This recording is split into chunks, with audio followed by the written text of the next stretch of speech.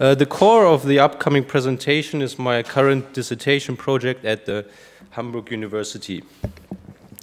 So, martial arts and society on the social relevance of martial arts, combat sports and self-defense. The topic of this year's conference seems somehow problematic when heard at first. Firstly, how should learning to fight benefit a society apart from examples serving imperialistic ambitions? Secondly, why should martial arts even have a social relevance? In the Western world, martial arts are surely viewed as means of cultivation, but rather individualistic cultivation than social. Especially in present times of modern neoliberalism, martial arts often are seen as ways to optimize ourselves according to a certain work and life ethic driven by competition, vitality and constant growth.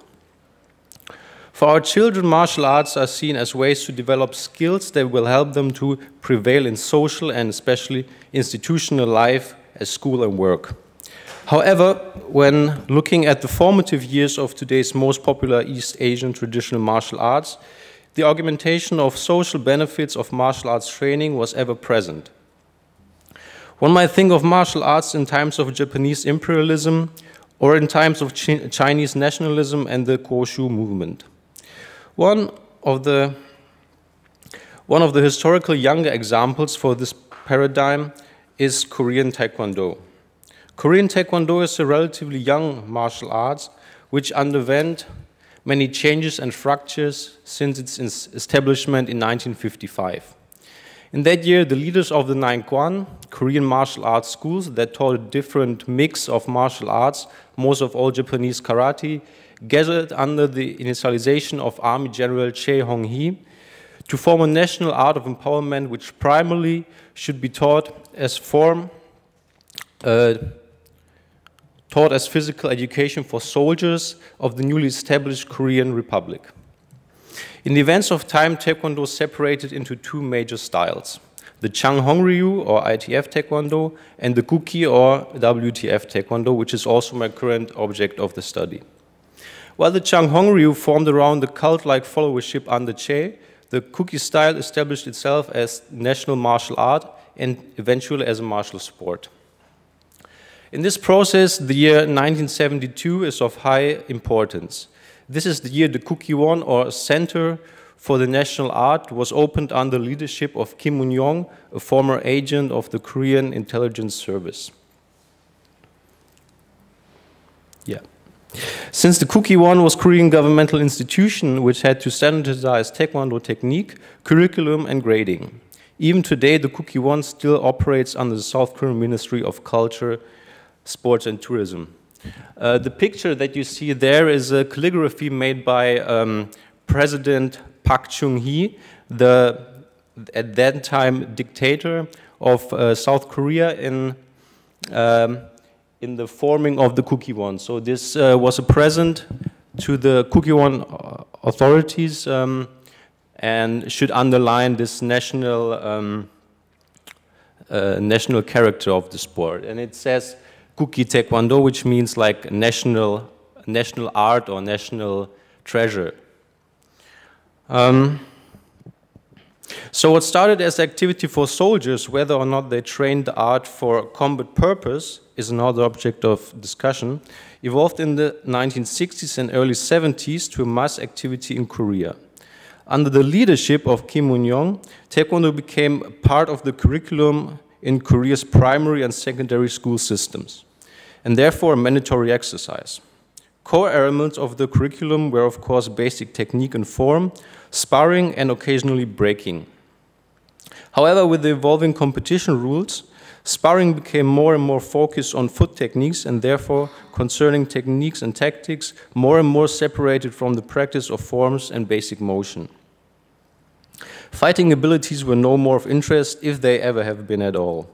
In contrast to Taekwondo's main purpose became foremost the implementation of a certain national spirit that was built upon by images of mythological figures, cultural supremacy, and conformist authoritarianism.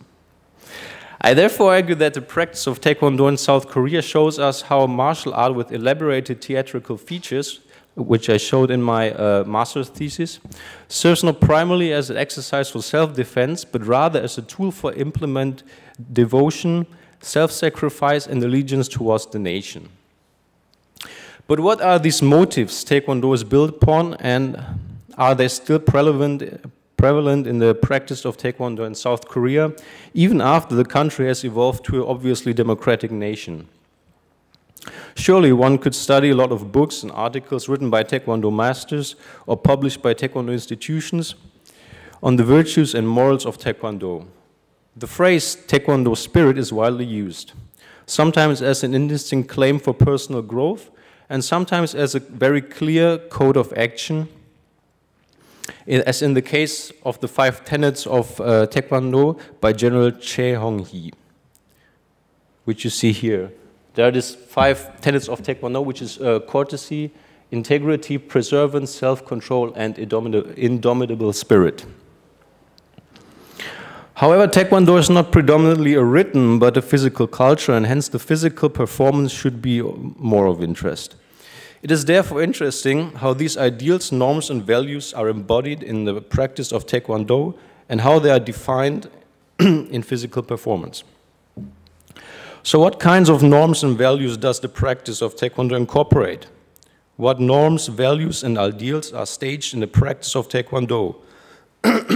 Excuse me. Besides my theoretical research, a field trip to the metropolitan region of Seoul has been conducted, which is my main data source.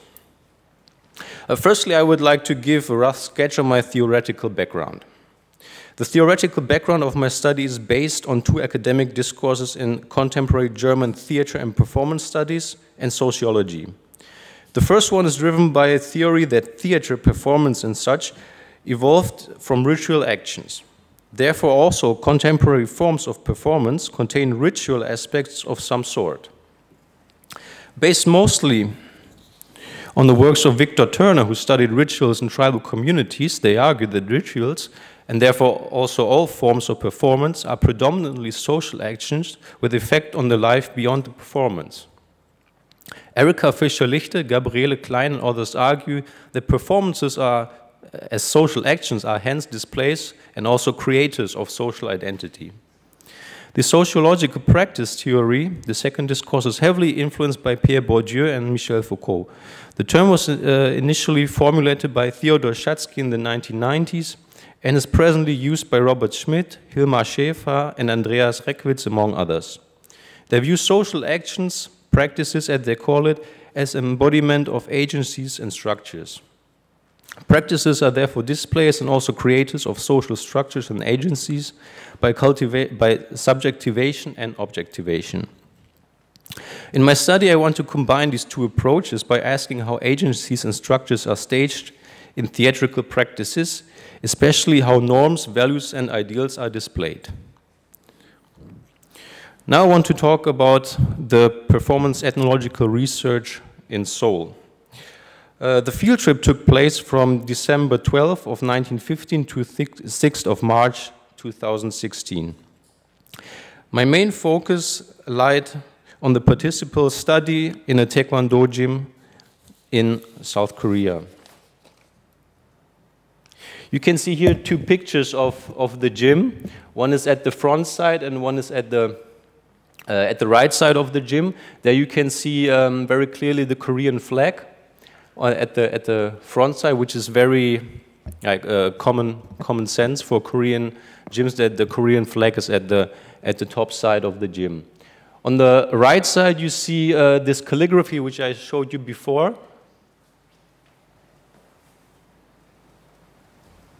Just up the door of the office, and this is also very common that you see this kind of a calligraphy like in every gym. It's like not an original but a copy, but you see this basically in every gym. This is a chart where all the gradings basically of the black belts are displayed. At the top you see the Kwanjangnim, or the head coach, the master of the school, And afterwards, you see the two sabum, or teachers, and afterwards, the higher-ranked students ordered by rank.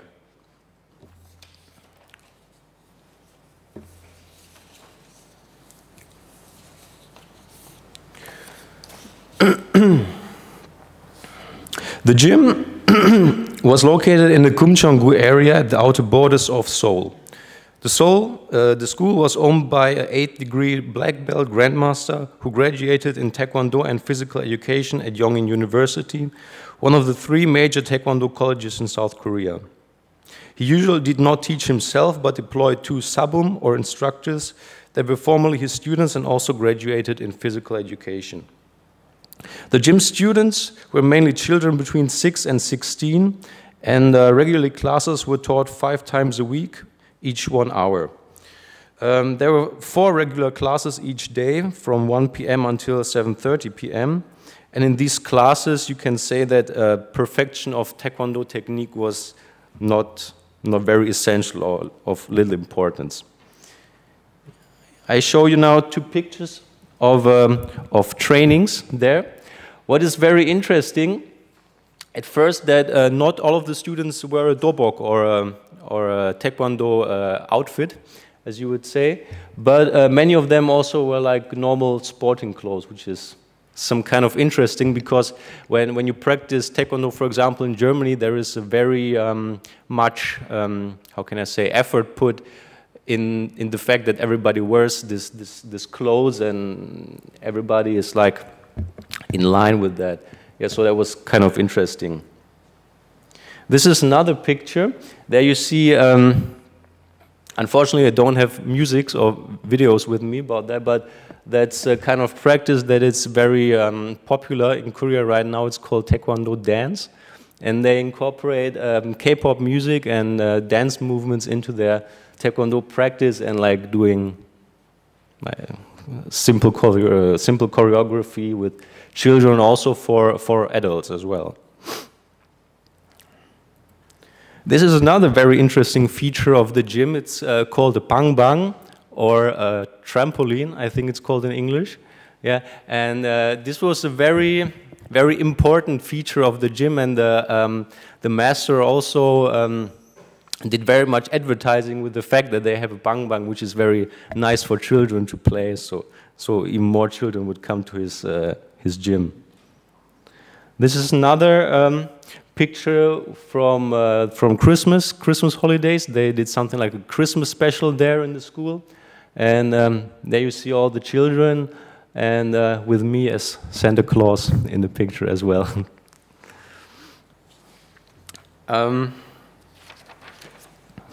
Apart from these regular classes for average practitioners, there were training hours for serious practitioners as well. The Grandmaster explained them as professional classes.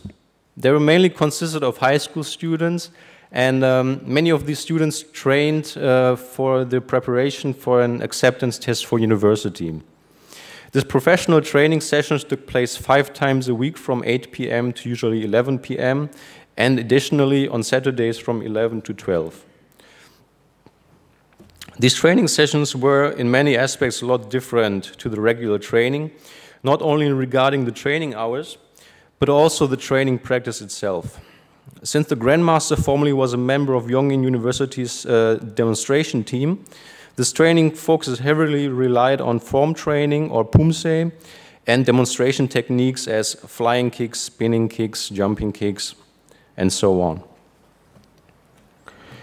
Here I have one picture or 2 pictures from performances the school student did at some kind of village festival or something. Yeah, 5 minutes. Wow.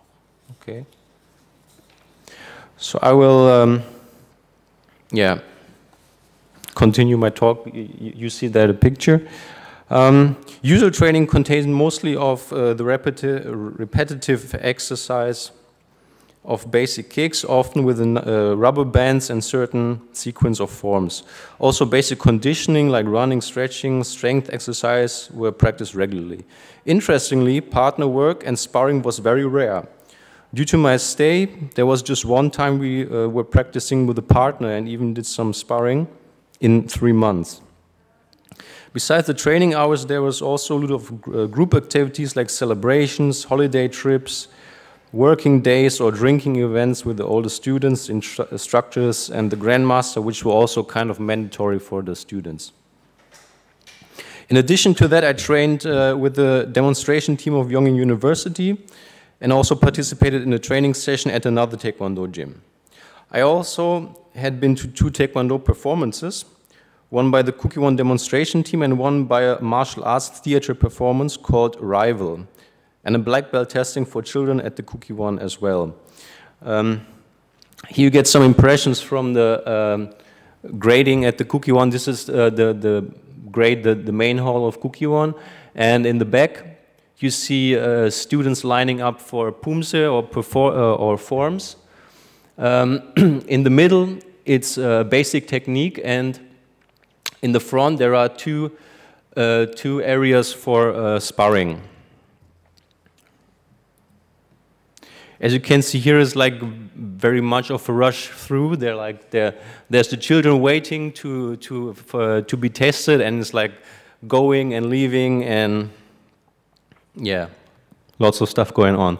And this is also a very interesting picture. These yellow buses are from the Taekwondo gyms in Seoul, and they're transportation for the children. So in all Seoul, you see these yellow buses driving around, picking up children and bringing them to the Taekwondo gyms, yeah, and also to the Kukki-Spirit.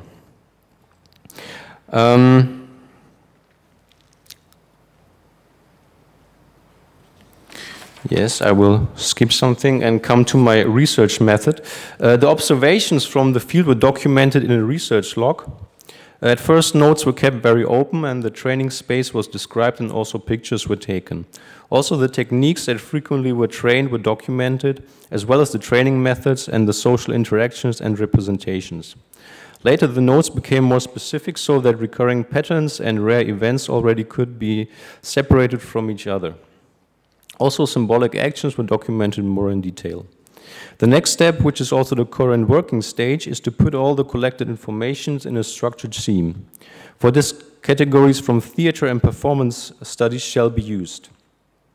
These are spatial aesthetics, bodily aesthetics like gestural expression, facial expression, acoustic expression, verbal and non-verbal, costume, requisites, and dramaturgical features like time, space, figures, plot, and action. By this, recurring principles shall be extracted. Finally, the last step will be to interpret the gained information. Here, the practice of Taekwondo shall be compared to the aesthetics and dramaturgy of other martial arts and physical cultures like dance and performing arts from East Asia and over the world. On the other hand, sociological, political, and cultural theory shall be used as well. So far, it must be stated that reducing the practice of Taekwondo to mere displays of nationalism and militarism would be far from a complete picture. Even on the first sight, one could see that it's even hard to speak of Taekwondo as a single phenomenon. In Korea, Taekwondo has many phases. Basically, there are schools that focus on forms competition, others that focus on demonstrations, and others that focus exclusively on sparring competition. As I told before, even in one school, the training differs between regular and so-called professional training. On my trip, I even got to know practitioners that solely focused on the combative aspects of Taekwondo. This makes the assumption that Taekwondo could be defined by one single Taekwondo spirit even more implausible. Thank you.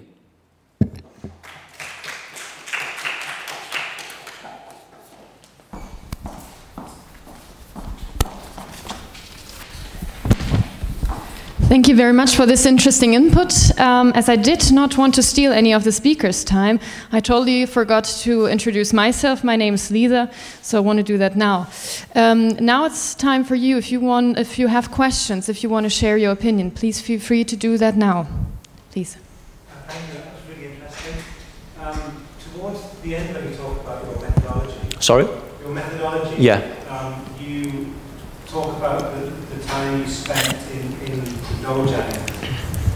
But if we're talking about the the norms and values and spirit of Taekwondo, is it not equally important to just look around Seoul and South Korea and see the way that Taekwondo kind of infuses so many different things, the kind of the mythos and the products and commodities and practices around outside of the dojo? You mean like the everyday life kind of for all of the people? Yeah, I would. Yeah, you're right. I would say that too. Because when you walk around in South Korea, it's kind of everywhere. You know,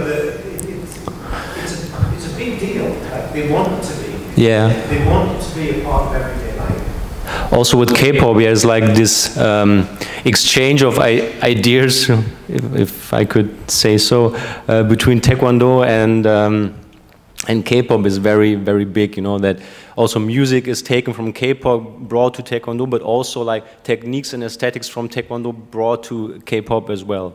Yeah. And the little like cute animals wearing doboks. Yeah, you're referring to Taekwondo one, aren't you? This is where I first saw it in the Taekwondo one. Yeah. Like little cute animals for children, going all the way through to kind of like meditation by a waterfall.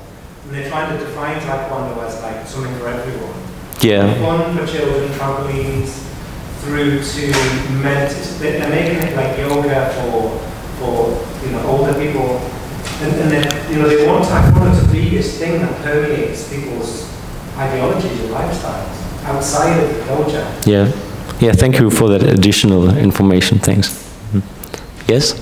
So I understand this is going to be the last part of the research that you outlined there, but I'm wondering if you could speculate and you can tell us what are you going to find in terms of the norms and identities that are being inculcated through Taekwondo training in the specific research sites that you did your ethnography in? I mean, what are the values that are being taught on that trampoline that are, you know, uniquely Korean and so important that, you know, you put your kid in the little yellow bus to get in there? I mean, yeah. What is it? Where does this go? Sorry. Yeah, of course, the militaristic and nationalistic aspect is still very much predominant there. Yeah, also with the with bowing to the flag every time before the class starts, and also there is like this kind of pledge of allegiance, or how is it said? Yeah, that you do every time before training. Also, stating something like that, I will put all my effort in making the country great again and stuff like that. And but this is not a complete picture. It's just a part. It's another thing is something like family or community, very, very big sense of community, which also has to do with this nationalistic things in a way, but also in a much more, how can I say, friendly or oriented way. And like in father and son, there is very much this this picture that the kwanjanim, or the head of the school, is like the father for everybody. And for example, when we went on this drinking occasions and stuff like that, then he was the one who paid everything. Basically, nobody had to pay anything. But yeah, he was the one who invited everybody every time. And also there were these rituals of like pouring the drink and stuff like that, which also underlined this kind of hierarchy. And yeah, this is another thing. And of course, also in the nowadays, this K-pop and pop cultural aspect is also gaining very much influence in Taekwondo practice. Yeah. All right. So when we think about Budo in the 1930s, right, and we think about the Goshu Institute, and they were really interested in inculcating that nationalist militarist spirit. One of the ways that they did it was by making training the same everywhere. Yeah. Right. And you're describing a situation of radical difference that. There's a huge amount. So then there are some things that are the same everywhere. We've got our flag, we've we've got our pledge, we've got the calligraphy, and that seems to be the same everywhere. But then there's just a huge amount of difference in what different schools do in the age groups and how they perform. Yes. So the next question becomes, well, wait a second, as an anthropologist, what other sorts of identities are these schools transferring? I mean, are there class-based identities? Are there neighborhood-based identities? What other sorts of identities are people interested in packing into Taekwondo here? Because, yeah, sure, this is like Victor Turner all the way down. It's an identity construction exercise all the way down. And clearly there's something else going on in these places besides this, you know, this one element of nationalism. Yeah. Yeah, at first there is, or there should be at least some kind of same structures and of classes and everything. This is why the Kukki-1 was established, basically, to somehow put everything in an ordered manner somehow. Yeah, but you see that in times when times change, like every master somehow does his own thing. And when you speak with them about the Kukki-1, most of them say like the Kukki-1 is shit. Sorry, I haven't spoke to anybody who said that the Kukki-1 is like really great for Taekwondo and is doing so much for us. And yeah, everybody's just swearing. And the other question about the identities, it's very very hard to answer, I think. But the identity itself is as a Korean, of course, so it's a national category, but also as a Taekwondo practitioner and also part of this school, because at this events, like for example the birthday of the master, also like all the students came, which were no more there in the school, but they are still coming together on certain occasions, and they describe themselves as Myeongsong family, which is like, Myeongsong is the name of the gym, Myeongsong Jeokwan, and yeah, describe themselves as Myeongsong family. Yeah.